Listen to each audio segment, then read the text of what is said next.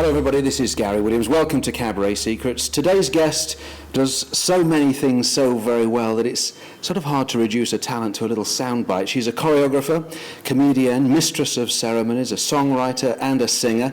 I think the Wall Street Journal summed her up best, calling her a high-class, high-energy belter who specialises in making old standards sound soulful and contemporary. Lady Rizo, welcome to Cabaret Secrets. Thank you, Gary. How do you define what you do? I define what I do. I like to create intimate pockets of performance where an audience can revel in some expression of the divine feminine through this alter ego that I have. And she is named Lady Rizo. and through, glamour and love and pathos and humor and, stories and most importantly song, I join together people in sweaty basements.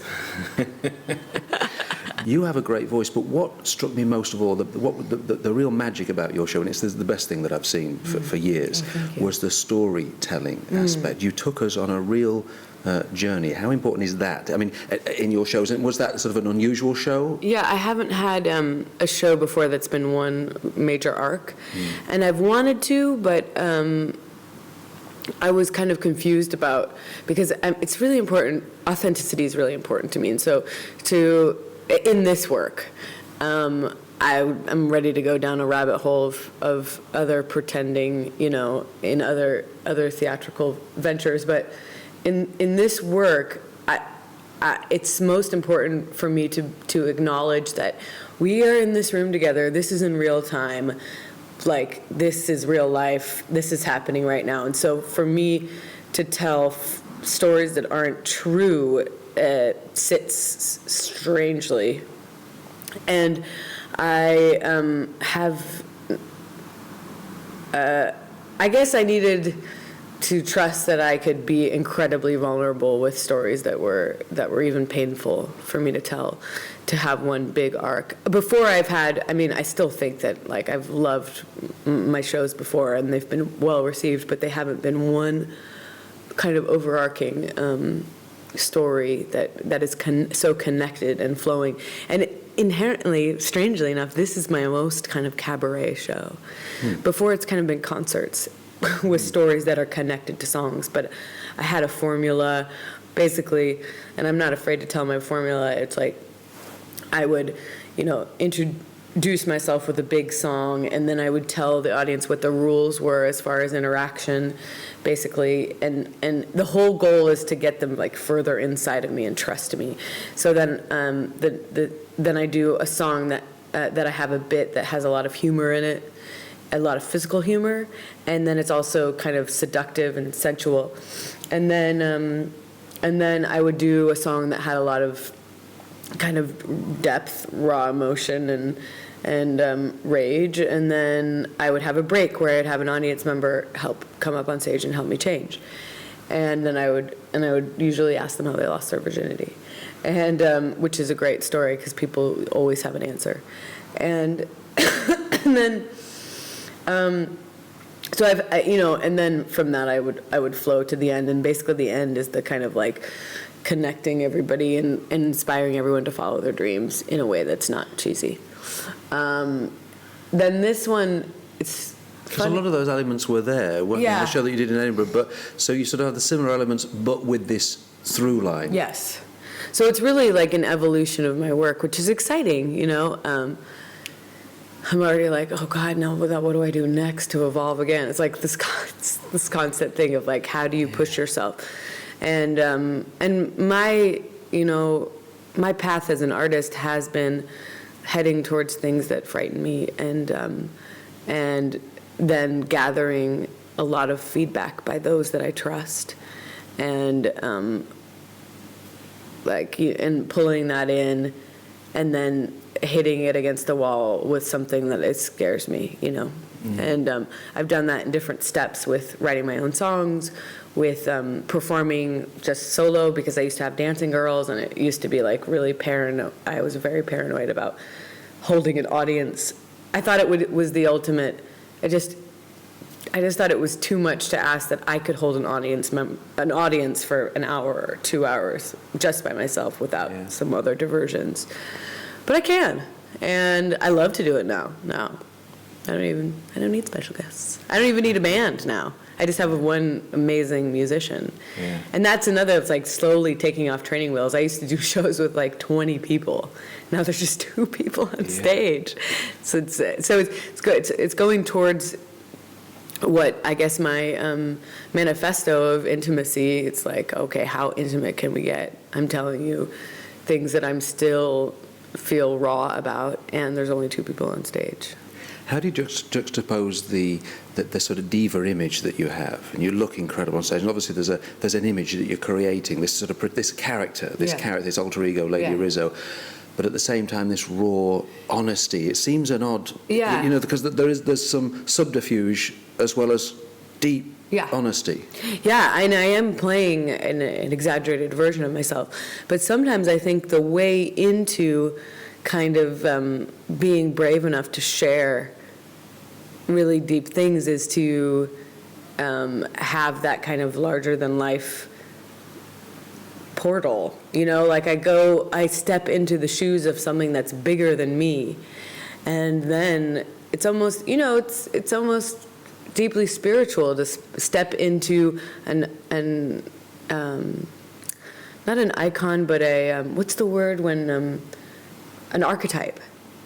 I'm stepping into an archetype, and therefore I am stepping into something that's larger than me, and so then I can actually share the small human frailties that I have, because I'm doing it through this lens of an archetype. That makes it easier for you or easier for the audience? Both. I think also with this show, with every show I've discovered elements of this, but this show in particular, what I'm aiming to do is present the archetype, the larger than life, the femme fatale, and then peel away. So that also, if you started with the ultimate vulnerable, like, you don't have anywhere to go, and also people are fucking scared of it, especially in the UK. So if I started with like, like, people would be like, okay, please, can I have a refund? Like, they need the artifice first, and that's where they can then like be like, oh, I can get behind this. I know what this is. I can celebrate this. I can worship this. Yes. And then once they're in that place of being in any sort of realm of diva worship, then the idea that they get to go into something like tender, truly tender, with something that they've been allowed to have the feelings of diva worship, then it's exciting. Do you find the audiences in the UK very different to those in the States? Yes, I do. In the States, they're much louder in response, in laughter and applause. But actually, the applause, the UK audience really know how to clap after a song. And they also know... Why, thank you. Yeah, they also know the way they listen is different. It's with much more delicacy, and the base theatrical knowledge, like the knowledge of the history of theater or references, are absorbed and understood here in a way that it's palpable for me. And they also are so. This might sound funny, but remember, we're talking about honesty. Well, they're so. It's like they're so relieved that I'm intelligent. Because there's almost like this expectation that I'm not going to be or something, because I'm American or because I'm a cabaret performer. I don't know. Because I'm a woman. I don't know. And so there's this like relief. They're like, oh my God, she's smart. Like, or I'm smart enough. I mean, I'm obviously not as smart as others. there's some definite flaws in the American education system, but I'm articulate enough to express certain things in a way that they enjoy, and then to have that on top of the voice. I really think that in a way, London is a very, very special home for me to perform. Like I felt like I found an audience here that I've longed for. It's an elegant audience that needs me in a way that I really appreciate. And I don't really mean they need me, but there's the other aspect is that where America makes up for like all that like wild, like loudness, and they're really there and they're really vocal, they're really open, like the British sensibility, like I can feel the journey of opening. Yes. You know, opening to being more radically accepting of emotion. So there's a more satisfying journey, isn't there, or a more satisfying outcome because you've actually taken them somewhere and taken them somewhere else. Yeah, it is really satisfying. It's very satisfying. Do you ever worry about being too intelligent for an audience? I mean that seriously. I mean, do you ever think? I mean, let's say if you were playing in the sticks somewhere, either in the States or in the UK, and not to a relatively sophisticated London cosmopolitan audience, do you ever sort of tone it down a little bit? Well, I've had this conversation with my manager a lot, that I am a metropolitan performer, and that I don't really have fun, that much fun playing in places that, I mean, I just think that the mixture of what I am does really well in cities. I'm not really the type of performer to go on a 12 city, like smaller market tour. On the other side of things, I mean, I don't know what you consider, smaller, but like I just played Bristol and I had an incredible time playing there. And I mean, obviously there's a difference. But do you change what you do? Do you think, oh, I better not use that line, or I better not push that too much? No, I really don't. And that's important to you? Yeah, and I sacrifice alienating people, and that's okay. Yeah. I felt that even in Edinburgh, when in the first week you have a lot of Scottish people who are not necessarily, who are maybe coming to Edinburgh or live in the outskirts of Edinburgh, but they come to shows that have a 2-for-1 just because it's a deal. Come to have a look. Yeah, to have a look, and because it's a discounted situation. And it's not, and you haven't gotten the people that are coming from all the metropolitan areas yet. And I was like, I did this show, and I could feel just the whole audience of more middle-aged Scottish people that were potentially more conservative tightening around the discussion of open marriage. And that's why I added this bit where I say, I want to acknowledge that you may be having a response to the idea of open marriage, and you may be your greatest fear, your deepest fantasy. I loved it when you did that. I remember that, and it was just the fact that you acknowledged that. It just made you all the more human for it. It made you. It made you feel more like one of us, so that we could relate more to you, because otherwise there's a danger that you could be too far up on a pedestal that we can't actually relate. And in saying that, God, I remember that moment very much, because it made it really was like a crack of honesty. And you saying, I want to acknowledge that, it's almost like you broke the fourth wall even more. It's like you really came in and sort of, it's like you were sitting down next to us and holding our hand and saying, look, I know this could be difficult for you, but just bear with me, and you may have experienced these, you may not, this is maybe out of your comfort zone, but let's do this together. Let's just go there. It's a very powerful moment. Thank you. I felt, and I really owe that kind of moment. I'm a really big, and whenever I speak to students, or I talk to people that want advice in art, I say, find your peers and your collaborators that you can trust, like the artists around you, that you trust their work, their response, and talk to them.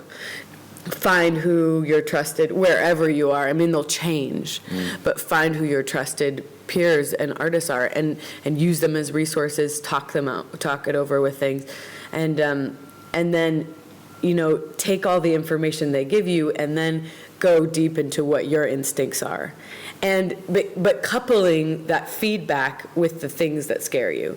So after the first few performances in Scotland, when the audience was they weren't responding in the way that I wanted, I called my friend Gilly, who is really, really intelligent. She's a film director. And I Skyped her and I was like, I just really need to speak with you about the show. I'm having this problem, and do you think that I should change the crux of the show and I should just talk about marriage? Do you think that talking about open marriage is too much for an audience to have empathy? Like, will they shut off? She was like, and she actually said, I think that if you maybe bring that into the conversation, then it'll be okay. Like, if you're going there, then maybe acknowledge that. So it's interesting when you mentioned before about maybe you have accepted that you're a metropolitan performer primarily, and that you are acknowledging that, and therefore giving up, trying to appeal to everybody, accepting that, look, this is what I do, I have my own. I think one of my problems, if it is a problem, I don't know, is that, particularly because a lot of my work is on cruise ships, and so there it has to be a very, appealing to the largest cross-section, right? LCD, what's that? Lowest common denominator. The lowest common denominator. Well, I wouldn't call it the LCD, because I don't think it's that low. Sorry. I think they're all right. But I worked on a cruise ship, so I know. Yeah, but you're right, that everything's very, very safe, very safe, and very much in the middle of the road. And having worked on ships for years, I've looked at other performers, whether it's the big production shows or solo violinists or singers, and I reckon there's probably about the same 100 tunes, songs that they're all doing in this sort of safe zone in the middle. And so and I like doing that. I like entertaining people. I like making people laugh. I enjoy that. How artistically satisfying it is a different thing, but it's hard. I've found that over the years I've gotten perhaps a little too used to playing for laughs, for doing a gag, getting a laugh, getting a quick reaction, and sort of giving them a good old entertaining show, and perhaps losing some of my. When I think about what I was doing when I was 20, I was much braver, and it's hard, isn't it, that to step out of that comfort zone. That is a huge part of my involvement as a performing artist. Because you were on ships yourself, you mentioned that in your show, so you must have, this is probably pre-Lady Rizo, and you must have been a very different performer then to what you are now. You must have been one of those very homogenized, super safe, nice. I mean, I was just a little girl singing songs, singing standards, and yet here you are now with this critically acclaimed character, Lady Rizo. It's been a hell of an involvement, hasn't it? Yeah, I think that, well, it's important to talk about that moment where you can go for a gag and you choose not to. And it's uncomfortable, especially if you're a comedic person. My sister is a fantastic modern dancer. She dances for Mark Morris, which is one of the best modern companies in New York, and I started Lady Rizo kind of with her and my ex-husband, and she made these cool burlesque dances, and I performed. And about 3 years into it, maybe 2 years, and we were successful automatically because she's incredibly talented, and I was figuring this out, and we had a lot of just great people around us, and then after a performance, our third year, we were sitting down, and she said, I think that there are moments when you are afraid to invest in your own gravitas. And it's you have to understand that it's a gift to go that direction to the audience. And I really And I was like, oh, but I know, but I can make them laugh there or whatever, because if you can make them laugh, fucking make them laugh, make them laugh.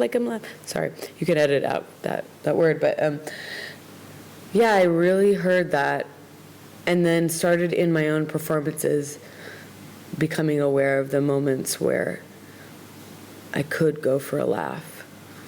I could let the pressure off the valve. And I didn't. And it's scary to do. It's scary for the audience too. That's why we don't do it. It's because it's scary for everybody.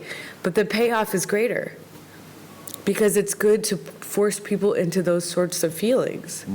It's part of the spectrum. But it takes a lot of guts, But at the same time, I loved when you opened your show that you did open with a gag. You opened with a song and a gag, and you made us laugh. And you brought us in. It was a very sort of an easy start. You drew us in. I've made jokes earlier. Like, I'm actually singing kind of a serious song for at least 2 stanzas before I make a joke. And before, I've made a joke on the first thing. So that's growth. Yeah, we're getting there. So eventually we'll see you making no jokes at all. Well, my accompanist and collaborator, Yair, he wanted me to do that whole thing without any jokes. He's like, come on, you can do it without any jokes. I just can't.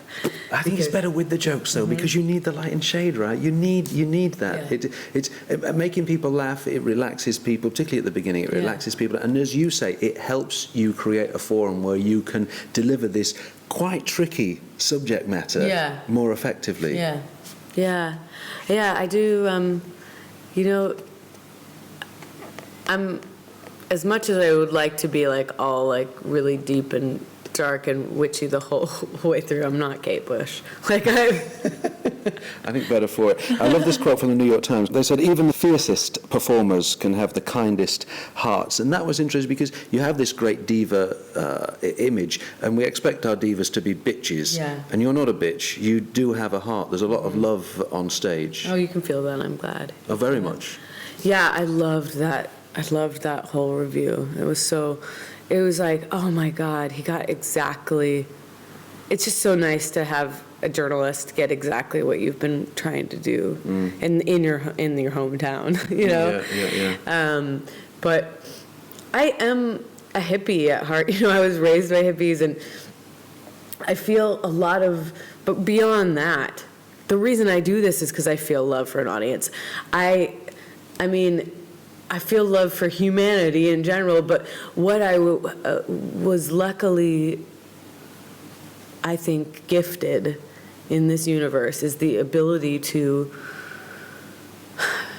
because I started performing at such a young age, I have a certain level of calm on stage where I can handle being the conduit for all the energy in the room.